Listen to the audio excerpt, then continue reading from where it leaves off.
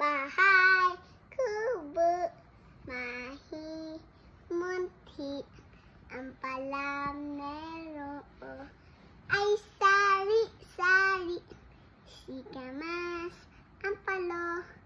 ang arilias, santani, sitaw, bataw, patani, oblos, takula, upot, kalamasa, kalmero, ay sikamas, sitaw, bataw, patani, Pundot, patula, upot, kalabasa, at saka meron pang labanos, sa sibuyas, kamati,